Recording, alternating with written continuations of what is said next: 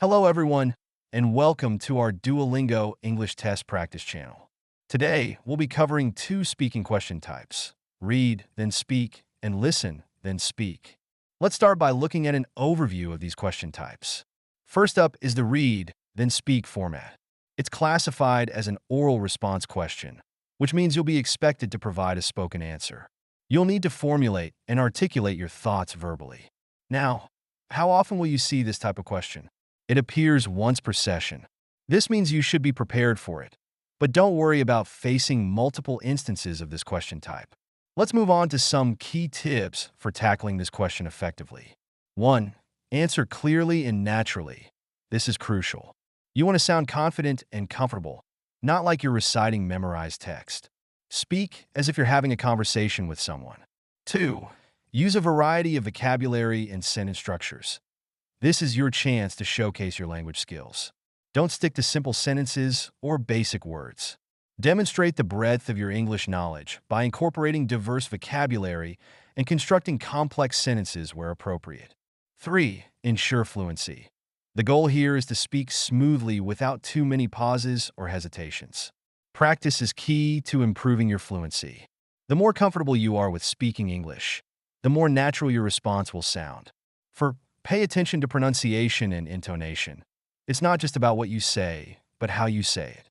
Clear pronunciation helps ensure you're understood, while proper intonation can convey meaning and emotion, making your speech more engaging and natural sounding. Next, let's move on to discussing the listen, then speak question type. This is another crucial component of the Duolingo English test that you'll need to prepare for.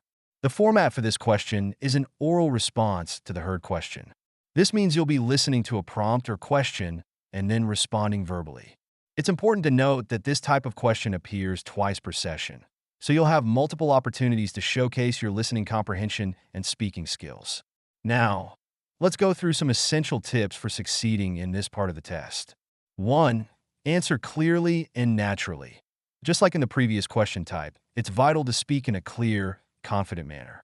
Aim for a natural conversational tone rather than sounding rehearsed. 2. Use a variety of vocabulary and sentence structures. This is your chance to demonstrate the breadth of your English language skills. Don't shy away from using more advanced vocabulary or complex sentence structures if they fit the context of your response. 3. Ensure fluency. Strive for smooth, continuous speech. Practice speaking on various topics to improve your ability to articulate your thoughts without frequent pauses or hesitations. 4. Pay attention to pronunciation and intonation. Clear pronunciation is crucial for being understood, while proper intonation can help convey your message more effectively and naturally. 5. Make sure you understand the question and ensure your response is relevant. This tip is specific to the listen, then speak format. It's critical that you listen carefully to the question or prompt and respond appropriately. Your answer should directly address what you've heard. Remember, this question type is testing not only your speaking abilities, but also your listening comprehension. It's a more complex task, as you need to process auditory information and then formulate a relevant spoken response.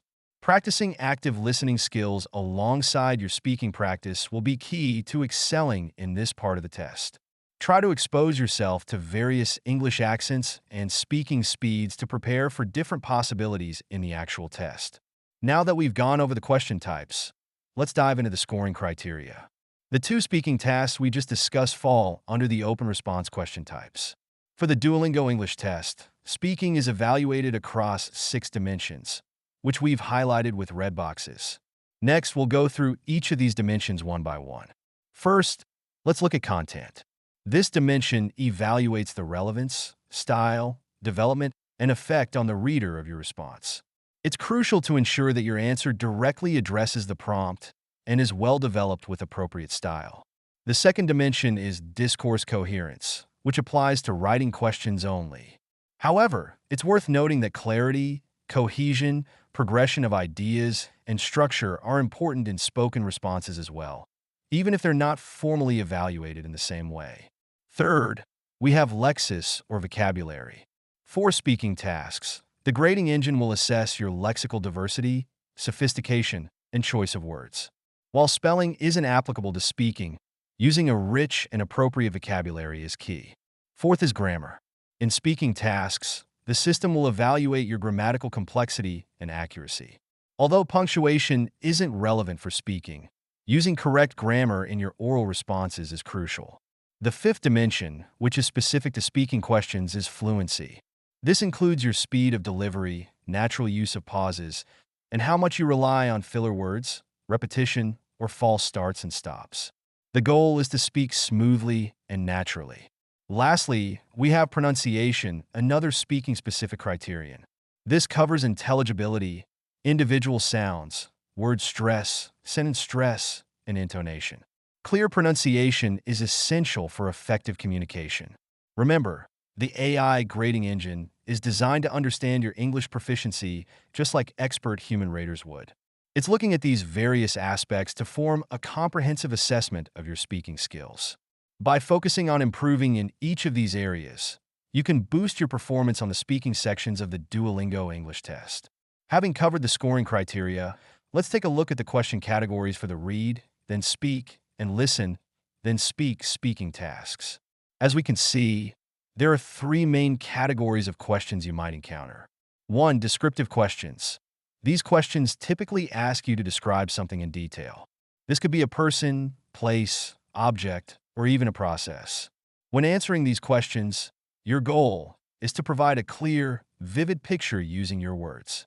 You'll want to use specific details and sensory language to make your description come alive. 2. Argumentative opinion discussion questions. This category is quite broad and includes questions that ask for your personal views or require you to make an argument. You might be asked to discuss a controversial topic, defend a position, or explain why you agree or disagree with a statement. The key here is to clearly state your opinion and support it with logical reasoning and relevant examples. 3. Comparative questions. These questions will ask you to compare and contrast two or more things. This could be anything from comparing two cities to contrasting different educational systems. When answering these questions, it's important to highlight both similarities and differences and organize your response in a clear, logical manner.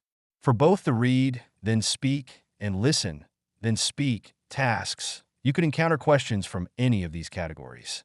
The main difference is in how the question is presented to you, either in written form that you read or spoken form that you listen to. Remember, regardless of the category, your response should always be relevant to the question asked.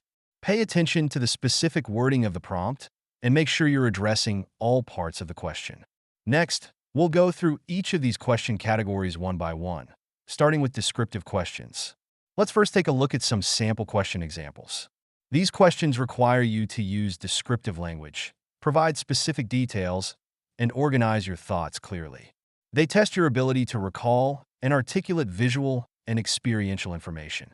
Next, we'll take a sample question and discuss a very important feature of these types of questions, which is closely related to the approach we'll be using. The question is, talk about something that annoys you. Why does it annoy you? How do you react when someone does this? Do you think this annoys others as well? As we can see, this question can be divided into two parts. The first part is the speaking prompt or the topic, and the second part consists of specific questions. This is a very common structure in this type of question, where you have a topic followed by a series of questions. Based on the characteristics of this type of question, we can design a versatile opening sentence to help us start our response. The sentence is, well, for this topic, I would like to insert the content of the topic. Remember to modify pronouns when answering. For the sample question we mentioned earlier, we could structure the response like this. Well, for this topic, I would like to talk about something that annoys me. Notice how we changed annoys you to annoys me from the original prompt, making sure to adjust the pronouns accordingly. This approach allows us to create a smoother opening sentence. A strong start can reduce the pressure during the exam. If speaking is a weaker area for you, we recommend using this strategy to structure your responses. Next, let's learn a descriptive answer template. Pay attention to how this template includes the versatile opening sentence we just discussed. As with all our previous videos, we use two different colors to highlight the template sentences. Blue for the fixed parts and red for the sections you can freely replace with relevant content depending on the question. You can pause this video and take a screenshot to save these template sentences. All right, welcome back. Now let's try using the template sentences we just covered to answer this question. First, we can start by saying, one experience that stands out in my memory is when I was constantly interrupted during a presentation. This provides a brief description of the event or situation. Next, we can say, this happened a few months ago during a meeting at my workplace. This helps to mention when and where the event occurred. Then, we continue with, I was presenting a crucial project update when a colleague repeatedly cut me off to make unnecessary comments. This allows us to mention the details of the event. Following this, we can say, the reason why this experience is significant to me is because it made me realize how much I value respect and active listening in a professional setting. Being interrupted not only disrupts the flow of thoughts, but also conveys a lack of respect for the speaker. This part addresses why the event is significant or had a major impact. Afterward, we can say, looking back, I feel frustrated yet motivated to address such situations more assertively. I reacted by politely asking my colleague to hold his questions and comments until the end of the presentation. I believe this kind of behavior can annoy others as well, as everyone deserves to be heard without interruption. This helps to express your feelings or thoughts. Finally, we can conclude with, overall, this experience taught me the importance of setting boundaries and promoting a respectful communication culture. This serves as a post-event summary or review. With this approach, we have a complete and coherent response. Here, we present a complete sample answer that includes the versatile opening sentence. Notice that the answer uses two colors. The blue parts represent the template sentences. You can also pause this video to take a screenshot and save this answer for future reference or study. Similarly, we offer an advanced template with upgraded vocabulary for you to use. Keep in mind that for speaking tasks, the complexity of vocabulary is not a mandatory requirement for achieving a high score. For example, compared to fluency and content relevance, vocabulary complexity has a weaker impact on your score. We recommend this template for test takers with a solid foundation in English who want to enhance their responses with more complex vocabulary. In other words, if your score requirement isn't very high, you can stick to using the standard template for answering. Feel free to take a screenshot to save this template for future use. Next, we provide a sample answer using this advanced template to respond to the previous question. This answer conveys the same meaning as the earlier sample answer, but uses different expressions. Comparatively, this answer employs a more advanced vocabulary. You can pause this video to take a screenshot and save this sample answer for future reference. Now let's take a look at a listen, then speak question. First, we'll play the audio 3 times. You can listen to the content of the question to determine what is being asked. After that, we'll display the questions on the screen. Describe your dream job. What does it involve? What qualifications or experiences do you need? What would be the hardest thing about the job? Describe your dream job. What does it involve? What qualifications or experiences do you need? What would be the hardest thing about the job? Describe your dream job. What does it involve? What qualifications or experiences do you need? What would be the hardest thing about the job? All right, welcome back. Let's take a look at what the questions are. Describe your dream job. What does it involve? What qualifications or experience do you need? What would be the hardest thing about the job? You'll notice that the listen, then speak question, and the read, then speak question are essentially the same in terms of structure. Both consist of one topic followed by a series of related questions. Therefore, our versatile opening sentence is still applicable.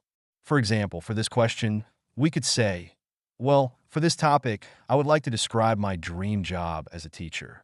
Do you remember the template sentences we discussed earlier? Let's continue using them to answer this question.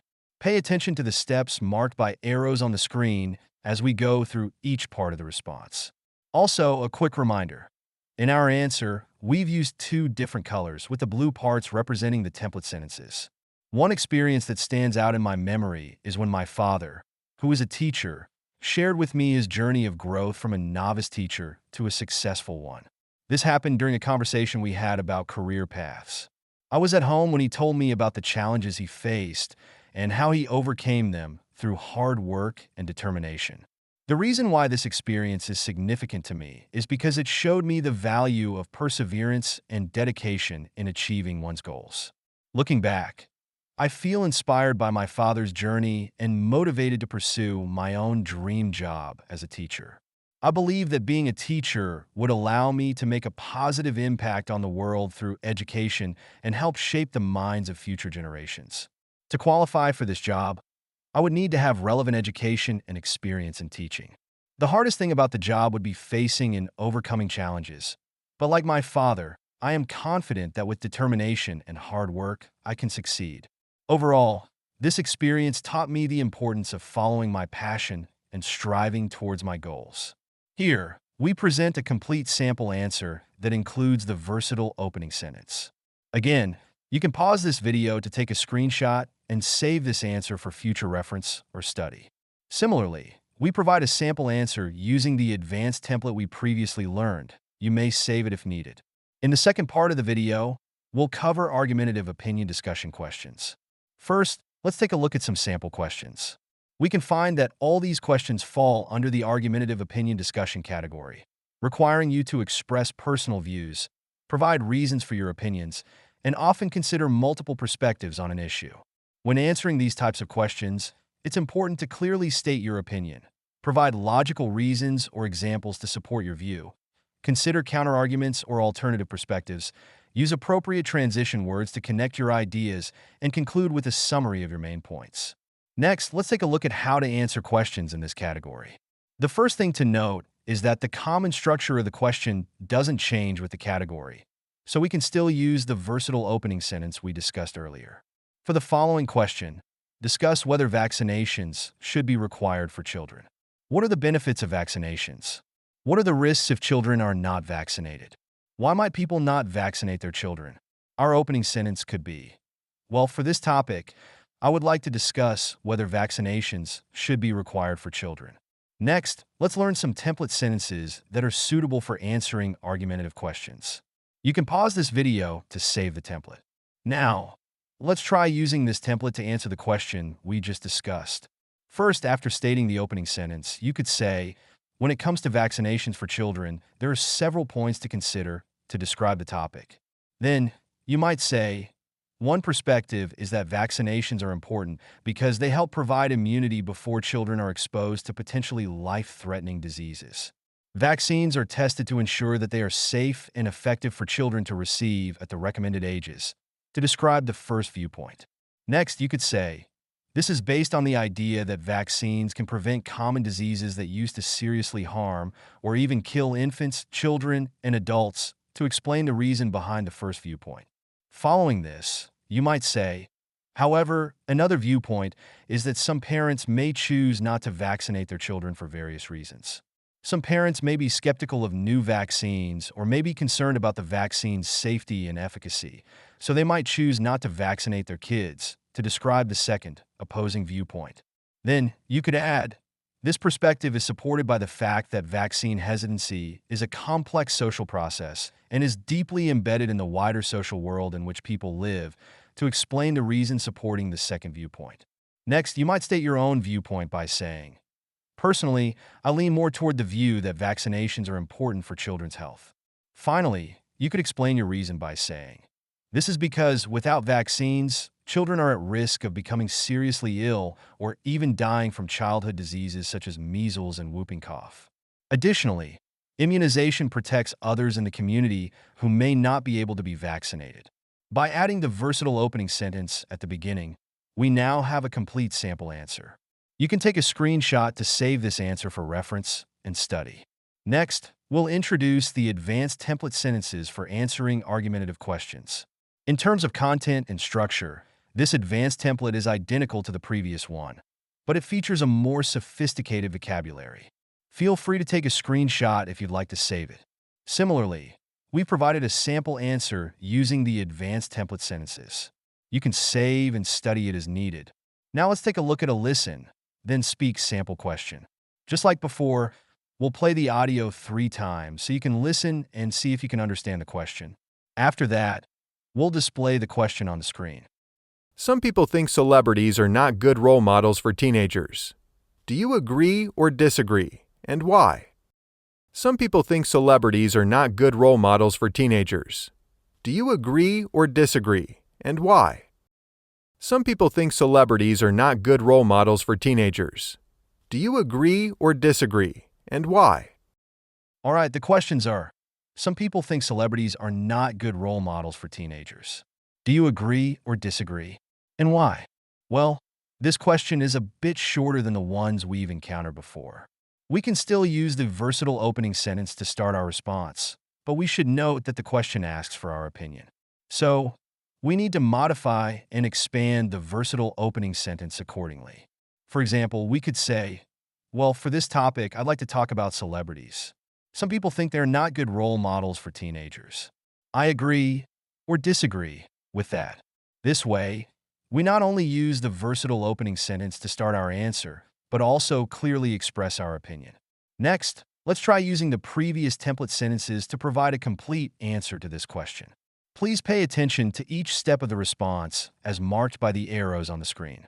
When it comes to celebrities being good role models for teenagers, there are several points to consider. One perspective is that celebrities can be good role models for teenagers. This is based on the idea that some celebrities serve as mental health advocates and activists for critical issues, using their platform to create awareness, foster acceptance, and encourage action. They can inspire teenagers to get involved in important causes and make a positive impact on the world. However, another viewpoint is that celebrities can also provide unhealthy examples.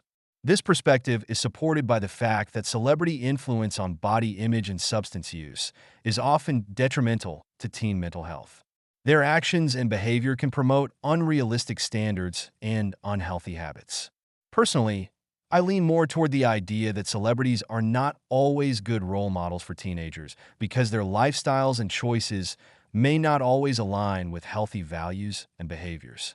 Here, we provide a complete answer that incorporates the versatile opening sentence, which you can screenshot and save. We also have a version that uses the advanced template sentences. You can decide whether to save it based on your needs. In the final part of the video, we'll discuss comparative questions. Let's start with some sample questions.